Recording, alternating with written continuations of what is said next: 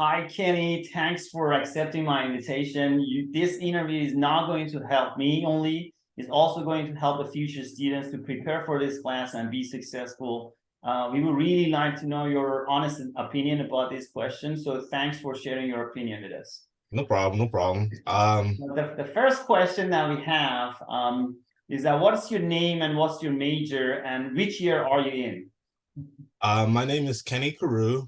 Mhm. My major is Business Information Systems, Mhm. and I'm registered as a senior, but that's all complicated, with Okay. whatever units you have left. So, Okay, so you're graduating soon. yes, hopefully. Good, good. So you are enrolled in fall 2022 in SOM 306 Operations Management. So what did you learn in this class? Um, a lot of it was business oriented. So because I work at a retail place of food for less, a lot of it did apply to certain things. So certain things like forecasting, it put me in a management position. So forecasting, inventory, like ordering certain supplies, and how long it takes for those supplies to get there.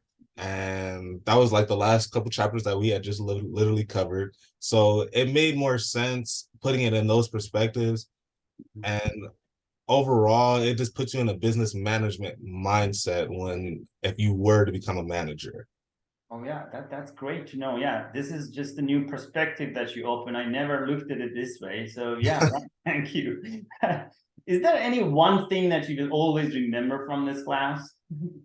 Uh Personally, for from you, it's mainly how much you actually, a lot of people don't really know this. Like, I can understand the sarcastic jokes that you say in class, and a lot of people probably just goes over their head and they take it as, oh, he's being very stern and he doesn't appreciate us or whatever and stuff like that. But realistically, you're making it like you guys are taking this too serious type of approach. Like I'm approachable, I'm just joking about certain things. Don't really take me seriously. And certain professors, they don't have that relaxed certain appeal. And some people, they don't like sarcasm and they just assume it's being rude or whatever. But realistically, that's how I am. So it opens up a lot more of a conversation topic. Like, it doesn't have to be serious conversation all the time, but you can be generally helpful. And I feel like a lot of people have taken that and just like, oh, he's just not gonna help us at all based off of how he teaches and stuff and how sarcastic he is. And I'm like, no, like, I can literally see how much, even off the first test, you've helped.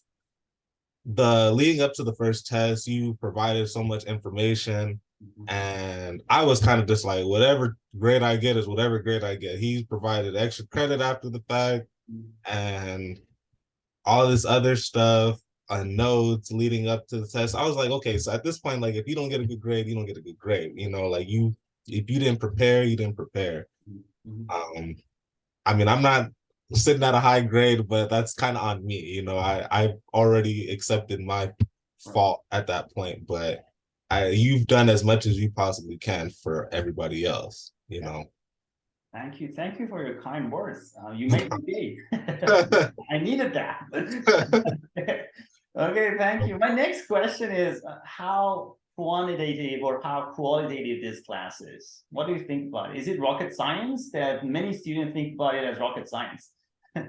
um, Personally, for me, I do like, and when you teach the class and what I've taken in, all it is basically just reading the word problems and taking the numbers that are basically given and plugging it into the formulas that are laid out for you. So at that point, it's pretty much straightforward. It's like simple algebra at that point. As confusing as those formulas could be, once it's broken down and you've put it in a very specific manner to where it's like you nitpick and take whatever numbers you need and you go from there. Pretty much, like, you don't need to look at, the only thing you need to look at is the numbers, what's given, and then the last question, like, what are you looking for at that point? And some of it could throw you off, but during your lectures, when you go over those sample problems that we cover from the book, most of it is clear and straightforward. You break it down, you ask questions, you do have patience, and a lot of people don't realize that. Like, I know there's certain questions that you get asked and you're just like, I literally just said that, but I'll take the time and answer your question as thoroughly as possible. And when you're like, you constantly ask, oh, does anyone have any questions? So, and yeah, as simple as that. It's pretty much like, once you get those formulas and understand what you need, it's not as quantitative as you think. Thank you. Thank you. Thank you. These are really great answers. This is one of the best interviews that I have ever had, because it's really honest and new perspective and really into detail. Really nice. Thank you. No problem. My final question is that for future students, how should they prepare themselves for this class to be successful? I would say go in with an open mindset and learning from you and personally. Don't overly judge who you are, and because every teacher has their own tactics of teaching, like and realistically, you've provided as much help as possible going into tests and before the test. So it's kind of just like preparing for the test. I would just say looking at the sample problems over and over. Because for me, I just missed a lot of lectures. I'm not gonna lie to you. But I did recover by going back to the recorded lectures that you provided for us.